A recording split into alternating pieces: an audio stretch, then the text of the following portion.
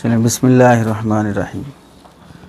क़ुरबानी के अहकाम में से आज अभी का जो मौजू है, क़ुरबानी का जानवर ख़रीदने के अहकाम हो गए कि कैसा दुरुस्त है कैसा दुरुस्त नहीं है। अब जानवर ख़रीद लेने के बाद अय्याम उज़हिया आने तक के मसाइल। अब ख़रीद के लाने के बाद अब इस जानवर को कहाँ रखेंगे, यानी लाने वाला जानवर नहीं समझे, इंसान जो जानवर लेके आ रहा है वो जानवर कहाँ रखेंगे। अब तो इससे मुतालिक चंद मसाइल हैं। एक मसला है कि वह जानवर के साथ गुनाह वाला मामला करना, दूसरा है बांधने की जगह, तीसरा है ख़रीदने की मशक्क़त, चौथा है हुकूक़ का ख़याल रखना, पांचवा मसला है जानवर के गुम हो जाने या तब्दील हो जाने का मसला। तो पहला मसला है कि जानवर ख़रीद के लाने के बाद जानवर के साथ इंसानों की तरह पेश आना, जानवर नहीं बन जाना। तो जानवर के साथ भी उसकी बिरादरी में शामिल होने के तरीक़े क्या हैं। जानवर के गले में घंटी बांधना, अल्लाह के नबी अलैहिस्सलाम ने मना फरमाया। एक हदीस में जिन लोगों के साथ कुत्ता या घंटी हो, रहमत के फ़रिश्ते उसके साथ नहीं रहते हैं। तो क़ुरबानी के जानवर को वो घंटी ना बांधी जाए जिससे आवाज़ और शोर होता हो। अगर बंधी हुई है तो उसे उतार देना चाहिए। जानवर की वजह से रहमत के फ़रिश्तों से महरूम होना कोई अक्लमंदी नहीं है। दूसरी चीज़ है जानवर की नमूद और नुमाइश नहीं करना। जैसे इतना भारी ख़रीद के लाया, इतना महंगा ख़रीद के लाया, फ़लाँ का इतना दुबला पतला है, फ़लाँ इतने सस्ते में कर रहे, क्या मर जा रहे अगर अच्छे पैसे डाल के क़ुरबानी में थोड़ा अच्छा पैसा लगाए। अपन इस बार थोड़ा अच्छा ख़रीद लिए बोल के दूसरों को गिन रहे, इससे पहले तो आपको गिना जा रहा था। तो इस वास्ते ऐसी हरकत नहीं करना कि रिया और फ़ख्र और नमूद ज़ाहिर हो। दूसरे के जानवर को कमतर बनाकर पेश नहीं करना, इससे क़ुरबानी ज़ाय हो जाती है, यानी उसका सवाब ज़ाय हो जाता है, क्योंकि मकसूद अल्लाह की खुशनुदी है। तो इस वास्ते जो बंदा जिस नीयत से ख़रीदा, हमको क्या मालूम वो कितने रेट में ख़रीदा है और क्या हालात में ख़रीदा है। और जब अल्लाह की खुशनुदी के लिए ख़रीदे हैं तो मुनकरात वाली हरकतें उसके साथ नहीं करना। जैसे जानवर के गले में हार पहनाना, उसके साथ तस्वीरें खींचना, उसके साथ फ़ोटोज़ बनाना, वीडियोज़ बनाना, और जानवर को देखने के लिए औरतों का बेपर्दा घर से बाहर आ जाना, ये सब चीज़ें शोर, पूरे महल्ले में शोर शराबा होना, हंगामा होना, बैंड बाजे के साथ लेके आना। कोई दूल्हा थोड़ी है जिसको ऐसा लेके आ रहे हो, अरे निकाह करने का इरादा है उसके साथ, ऐसा उसको बना सवार के दुल्हन बना के दूल्हा बना के ला रहे हो। तो इस वास्ते ऐसी हरकतें नहीं करना। और ऐसे ही मुनकरात में से एक चीज़ ये भी है कि जानवर जो ख़रीदा गया है, अपने बैठकों और मजलिसों में उसकी कीमत के तस्करे नहीं करना। इस बार बहुत महंगा पड़ गया भाई जानवर, बैठे बैठे बोले तुम कौन पूछा जानवर ये सब बोलो बोल के, तो पूछे कौन आपको कीमत कितनी है बताओ बोल के, बिला वजह के जहाँ बैठे जानवर की कीमत के तस्करे शुरू कर ले रहे। तो इससे रियाकारी पैदा हो जाती है और इबादत गोया कि बोझ समझ के अदा करना होता है। बहुत महंगा कर दिए लोग, इतना लूट रहे, खाली हराम खोर हैं, फलां हैं बोल के। भाई तुमको अक्ल थी ना तो समझ में आ रहा था तो ख़रीदना था, नहीं समझ में आया तो दूसरी जगह जाना था। बिला वजह के ख़र्च भी कर दिए, ख़रीद के ला भी लिए और फिर जो है उससे बोझ बना के पेश करके उस इबादत को गारत कर रहे हो। तो इस तरह नहीं करना चाहिए। और ये सोचना चाहिए कि जो कुछ भी ख़र्च हुआ है वो अल्लाह के लिए ख़र्च हुआ है, उसके हुक्म पर जानवर क़ुरबान करने के लिए अपन पैसा खर्च किए और पैसा भी उसी का, हम भी उसी के हैं, ये सोचना चाहिए। तो यहाँ पर ऐसा सोचना चाहिए दरअसल हम जानवर जो ख़रीद रहे हैं वो ख़रीद कर अल्लाह के दरबार में गोया कि हम बतौर मेज़बानी के पेश कर रहे हैं कि आपके दरबार में हम ये तोहफ़ा और हदिया पेश करना चाहते हैं। अब अगर कोई मेहमान हमारे घर में आए, समझो आपके दामाद आए, लड़की बेटी वाले आए, तो अब उनके आने पर आप फ्रूट, ड्राई फ्रूट्स और खाना, पुलाव, बिरयानी सब कुछ रख के, इस बार की दावत बहुत महंगी पड़ गई सब आप आने से मीठा इतने का हो गया, गोश्त इतने का हो गया, फलां इतने का हो गया, बोले तो क्या बोलेंगे, अरे शर्म है नहीं तुम्हारे को मेहमान के साथ ऐसे बातें कर रहे बैठ के। तो बिल्कुल यही बातें गोया कि आप अल्लाह के साथ कर रहे हैं, दो लोगों के सामने बैठ के अल्लाह की शिकायत कर रहे हो। तो ये सोच कर आदमी खामोश रहना चाहिए कि जो कुछ भी खर्च हो रहा है, आने वाले इंसानों की मेहमानी में जो खर्च होता है आदमी उसको नहीं बोल लेते फिरता, तो अल्लाह ताला के हुक्म पर जो खर्च कर रहा है उसमें क्या बोलते फिरते रहें, वो उसका बदल और बेहतर तरीक़े से नवाजने वाला है। तो इसका पहली बात तो इसका लिहाज रखना चाहिए कि जानवर के साथ मुनकर काम को किसी भी तरह का ना करे जिससे सवाब ज़ाय हो जाए। इसी तरह दूसरी जो बात है बहुत अहम है, वो जानवर को बांधने का मुनासिब तरीक़ा और जगह। बाज़ मरतबा जानवर ख़रीदने के बाद ऑटो में डाल के लाना लोगों को इतना भारी हो जाता है, ऑटो वाले 300 पूछ रहे, 500 पूछ रहे, चलो ऐसे ही बाइक में लेके चले जाएंगे। तो अब बाइक में ऐसा लटका के लाते हैं बकरे को, तो ऐसा लगता है कि 3 बकरे आ रहे हैं, एक बकरा नहीं आ रहा है। ऐसा लग रहा है आगे एक बकरा चला रहा है, पीछे एक बकरा पकड़ के बैठा है, बीच में एक बकरा वाक़तन बकरा है वो पूरे रास्ते पुकारते हुए आ रहा है, कभी उसके पैर नीचे ज़मीन पे लग रहे हैं, कभी मुंह ज़मीन पे लग रहा है। तो ये सारी तकलीफ़ों से सिर्फ किस वास्ते? 300-500 बचाने के वास्ते। ऐसी हरकत नहीं करना चाहिए जिससे जानवर को तकलीफ़ पहुँचे। लाने का अंदाज़ सही होना चाहिए। जानवर को घर में जगह हो तो घर में बांधना ज़रूरी है। अगर बाहर बांधना हो तो ऐसी जगह बांधा जाए जिससे आने जाने वालों को रास्ता और गली में तकलीफ़ ना हो। लोग क्या करते हैं, जानवर है अपने घर में बांधने के बजाय घर के सामने दहलीज पर गली में बांध देते हैं, जिसकी वजह से पहला एक तो वो जानवर गिलाजत करेगा तो पूरे गली के उस हिस्से में गोबर फैल जाएगा। गोबर के बाद फिर पेशाब करता है तो पेशाब से और गंदगी बदबू फैल जाएगी। फिर उस जानवर को वहीं पर चारा डाला जाता है तो चारे की गंदगी फैल जाएगी। फिर पीने पानी रखा जाता है तो पानी गिरता है तो उसकी गंदगी फैल जाएगी। तो उससे कभी कभार ऐसा होता है कि कोई आदमी बाइक लेके गया तो उसकी गिलाजत की वजह से चिकनाहट आ गई, फिसल के गिर गया। तुम्हारे जानवर की वजह से उसकी टांग टूट गई। तुम्हारा जानवर था 15-20 हज़ार का, अब उसकी टांग का खर्चा 40 हज़ार का हो रहा है। ये कौन सा जानवर पना है बताइए? इससे क्या इबादत सवाब मिलने वाला है आपको? दूसरों अब अगर कोई बोले भी कि या अंदर बाहर क्यों बांध, अंदर जगह है क्या? कहाँ बांधना? अंदर जो जानवर रह रहे हैं उनको जगह नहीं रहे, उनको बहुत हो गई जगह। तो कोई मानने भी तैयार नहीं होता है।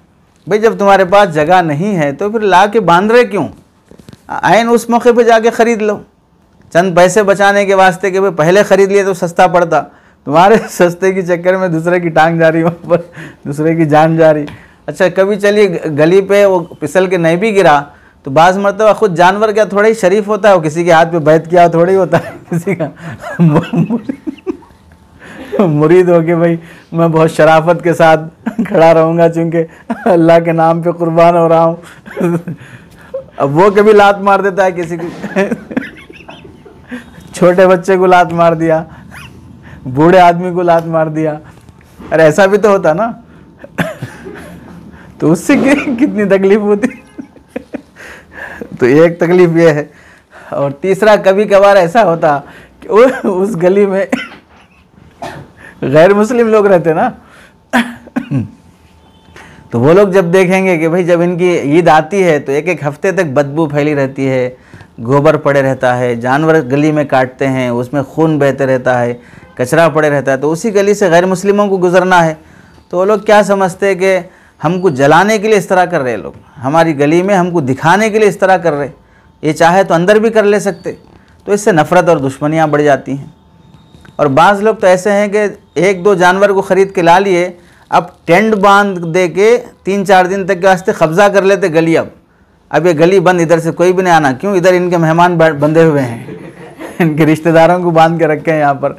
तो अब इस वास्ते गाड़ियाँ आती जाती रहेंगे तो मेहमानों को डिस्टर्ब होगा, तो इस वास्ते टेंट डाल के रास्ता ही बंद कर देते, किसी को आना जाना ही नहीं अब इस गली से।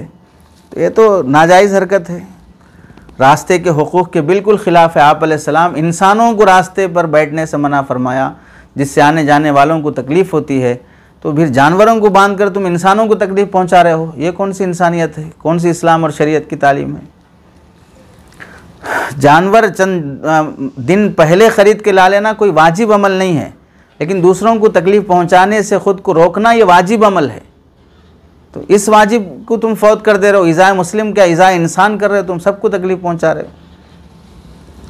चुनांचे हज़रत मुआज़ रज़ी अल्लाह तआला अन्हु फरमाते हैं, अल्लाह के नबी अलैहिस्सलाम के साथ हम लोग एक ग़ज़वे में शरीक हुए तो चंद सहाबा इकराम एक जगह जहाँ पड़ाव डाले तो रास्ते में पड़ाव डाले, जिसकी वजह से रास्ता बंद हो गया और आने जाने वालों को तकलीफ़ होने लगी, कोई रास्ता नहीं बचा। आप अलैहिस्सलाम ने जब ये मंज़र देखा कि पड़ाव रास्ते में डाले हैं, बाजू हट के नहीं डाले, तो एक सहाबी को बोल के भेजा, जाके अमीर लश्कर को ये पैगाम सुना दो और वो आम ऐलान कर दें कि जो शख्स भी रास्ता तंग करेगा या रास्ता काट कर लोगों का बैठेगा तो उसका जिहाद भी कबूल नहीं होगा। कुर्बानी उसके के मुकाबले में क्या हैसियत रखती है? जिहाद में तो इंसान अपनी जान देता है, वो कबूल नहीं है तो फिर ये जानवर की जान लेना क्या कबूल होगा फिर? तो रास्ते के हुकूक़ की इतनी अहमियत आप अलैहिस्सलाम ने बयान फरमाई है। तीसरी बात है इस सिलसिले में कि ख़रीदने की मशक्क़त अजर और सवाब की उम्मीद पर बर्दाश्त करना। ये क्या मुसीबत है, हर साल जाओ जानवर ख़रीद के लाओ, बांधो, चारा खिलाओ, फलां करो, टेंशन समझ के नहीं करना। इस पर जो कुछ भी मशक्क़त होती है या जो कुछ भी इस पर पैसा खर्च होता है, इसे बखुशी बर्दाश्त करना और सवाब की उम्मीद रखना कि अल्लाह के नबी अलैहिस्सलाम और असलाफ़ ने इसी सवाब की उम्मीद पर ही एहतमाम के साथ 100 जानवर ख़रीद कर ज़िबा किया करते थे। मैं तो एक जानवर ज़िबा करने में क्या कसाई रोज़ाना ख़रीदते हैं, रोज़ाना बांधते हैं, रोज़ाना लाकर काटते हैं। तो कसाई तिजारत की नीयत से रोज़ाना की मशक्क़त बर्दाश्त करता है, तो हम अगर साल में एक मरतबा इबादत की नीयत से अगर मशक्क़त बर्दाश्त करते हैं तो कौन सी बड़ी बात है। चौथी चीज़ है कि हुकूक़ का ख़्याल रखना जानवर को लाने में। हुकूक़ का ख़्याल रखने का मतलब ये है कि जो जानवर ख़रीद कर लाया है क़ुरबानी के लिए, उस जानवर के भी हक़ का ख़्याल रखना कि उस जानवर को भी तकलीफ़ ना हो और उस जानवर की वजह से दूसरों को भी तकलीफ़ ना हो। दूसरों को तकलीफ़ क्या होगी? जैसे रास्ते में बांध देने से तकलीफ़ की मुख्तलिफ़ सूरतें आई। ख़ुद जानवर को क्या तकलीफ़ होगी कि भाई उसे वक्त पे चारा नहीं दे रहे, वक्त पे पानी नहीं दे रहे, उसे खुली धूप में बांध दिए, उसे बारिश में बांध दिए, उसे कीचड़ की जगह पर बांध दिए और बैठ नहीं सक रहा वहाँ पर, क्योंकि बैठने के लिए कोई जगह ही नहीं है, बिल्कुल गंदा और कीचड़ पड़ा हुआ है। तो इस तरह जानवर को तकलीफ़ पहुँचाना। तो आप अलैहिस्सलाम ने फरमाया अल्लाह ताला ने एक शख्स को सिर्फ़ इस वजह से उसकी बख्शिश फरमा दी कि उसने कुत्ते को पानी पिलाया था। तो कुत्ते को पानी पिलाने पर बख्शिश होती है। और एक औरत को जहन्नम में इस वास्ते डालना पड़ा कि वो बिल्ली को बांध कर रख दी, ना खाना डाली ना पानी डाली। तो आम बिल्ली के बारे में सलूक है, बिल्ली हलाल नहीं है, काट के ज़िबा करे तो उसकी कुर्बानी दुरुस्त नहीं है। तो जानवर की कुर्बानी दुरुस्त है, जहाँ कुर्बानी का जानवर है, इसको तुम अगर तकलीफ़ पहुँचाते हो तो अल्लाह बदरजे वाला इस पर गुनाह लिखा जाएगा। चुनांचे अल्लाह के नबी अलैहिस्सलाम ने जो हिदायत दी हैं उसमें उसके लिहाज से तरतीब यह है कि जानवर की खिदमत करना। खिदमत का मतलब उससे उनसियत पैदा करना, जानवर को वहशत ना होना, लकड़ी लेके खाली उसके सामने खड़े होकर डरा रहे होना बोल के लकड़ी लेके उसके पीछे से ठोस के उसको परेशान कर रहे। आराम से बैठे लेटे हुए जानवर को जाके लकड़ी मार के उठा के खड़ा कर रहे कि सबक पढ़ाने आए क्यों उठा के बिठा रहे उसको, जानवरों के टीचर बन गए। तो ये बदतमीज़ी नहीं करना जानवर को कि तकलीफ़ पहुँचाएँ। दूसरी सूरत है कि जानवर को साफ़ सुथरा रखें, उसको भी साफ़ रखें, उसके इर्द गिर्द जहाँ बांधी गई वो जगह भी साफ़ सुथरी रखें कि वो चारा खाता हो तो साफ़ चारा मिले, पानी पीता हो तो साफ़ पानी मिले, गंदे नाली के पास बांध दिए, बदबू आ रही है, इसका ख्याल रखे। और तीसरी सूरत है ना तो जानवर को डराए या भगाए और ना बेवक्त जैसे खाने पीने सोने और आराम के वक्त उसको घुमा कर ले जा रहे, गली गली ले जाके जानवर को घुमा के ला रहे, हमारे कुर्बानी का बकरा है, हमारे कुर्बानी का बकरा है। अगर वो मतलब है कि बिदक गया और हाथ से रस्सी छुड़ाकर भाग गया तो फिर ये बकरा बन जाता, फिर पैसे खाली पीली के चले आते, वो हाथ को अगर नहीं मिला जानवर तो फिर। चौथी चीज़ है कि एक जानवर को दूसरे जानवर के साथ नहीं लड़ाना चाहिए। ये भी इज़ाए जानवर में से, जानवर को तकलीफ़ पहुंचाना है। तुम्हारी लड़ाइयाँ है तो उससे पूरा आलम बर्बाद है, फिर जानवरों को भी लड़ा रहे। इंसानों को लड़ा के बस नहीं हुआ, अब जानवरों में दुश्मनियाँ लड़ाई पैदा करने के शौक़ पैदा हो गया। पांचवी चीज़ है जानवर को डराना या खौफ ज़दा नहीं करना। खौफ ज़दा करने की एक सूरत यह है कि एक जानवर के सामने दूसरे जानवर को ज़िबा करना, इससे जानवर डर जाता है। ये बेरहमी की भी अलामत है, आपने मना फरमाया इस तरह करने से। और जानवर को ज़िबा करने की जगह लाने के लिए घसीट कर लाना, पीट कर लाना, मार मार कर लाना, ये भी कोई सलीक़े वाला काम नहीं है। कोशिश ये करे कि जानवर को अगर चल कर नहीं आ पा रहा हो तो उसे 2-4 आदमी मिलके उठा के ला सकते हो तो वो कोशिश करें, लेकिन ज़मीन पर लिटा दिए और वहाँ से घसीट के ला रहे हैं जिससे जिल्द ख़राब हो रही है, ये तकलीफ़ दे अमल होता है। लिटा दिए, लिटा कर लाना हो तो वहाँ से उठा के ला लो, लिटा दो, फिर उसके बाद पैर वगैरह में लकड़ी वगैरह बांध के उठा के लाओ। कसाब इसका तरीक़ा अच्छी तरह जानते हैं। 7वीं चीज़ है सर्दी और गर्मी से बचाने का निज़ाम रखना। और 8वीं चीज़ है कि बर वक्त उसके खाने पीने का बंदोबस्त करना। वाक़या मशहूर है कि आप अलैहिस्सलाम एक अंसारी सहाबी के बाग में तशरीफ़ ले गए। वहाँ एक ऊँट था। जब उस ऊँट ने आप अलैहिस्सलाम को देखा तो दर्द भरी आवाज़ निकाली, जैसे बच्चे के रोने पर आवाज़ होती है या डिलीवरी के टाइम पर जैसे दर्द से कराहता है ऊँट, वैसी आवाज़ निकाली और उसकी आंखों से आंसू भी जारी हो गया। अल्लाह के नबी अलैहिस्सलाम उस जानवर के करीब तशरीफ़ ले गए तो आपने उसके जो कोहान अगले पैरों का ऊपर वाला हिस्सा होता है वहाँ पर गले के करीब आपने हाथ फेरा और गोया कि ये एक तरह का प्यार और मानूस करने की अलामत होती है जो जानवरों पर हाथ फेरने की होती है। उससे वो ऊँट की आवाज़ दब गई और ख़ामोश हो गया। फिर आपने पूछा सहाबा से कि ये ऊँट किसका है? फ़लाँ सहाबी इसके मालिक हैं। तो जब वो आए तो आप अलैहिस्सलाम ने फरमाया कि ये ऊँट मुझसे शिकायत कर रहा है कि तुम उसको भूखा रखते हो और काम ज़्यादा देते हो। ये ऊँट मुझसे शिकायत कर रहा है और इसको तुम बहुत तकलीफ़ पहुँचाते हो। तो अब वो आप अलैहिस्सलाम कुछ उनके जानवरों की बोली भी अल्लाह ने अता की थी तो उस वास्ते समझ गए। आप कितने जानवर होंगे कि शिकायत कर रहे हैं लेकिन समझने वाला कोई भी नहीं है, तो इस वास्ते तकलीफ़ नहीं पहुँचाना।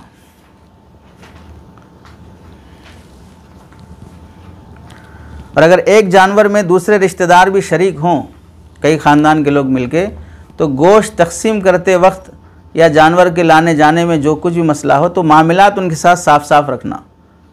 खाली इतना पैसे दे दो, बाद में आपको पूरा हिसाब करके मैं गोश्त पहुंचा देता हूं, ख़रीदे में कितना है, लाने में कितना हुआ, फ़ला मामला कितना हुआ, कुछ भी नहीं बता रहे।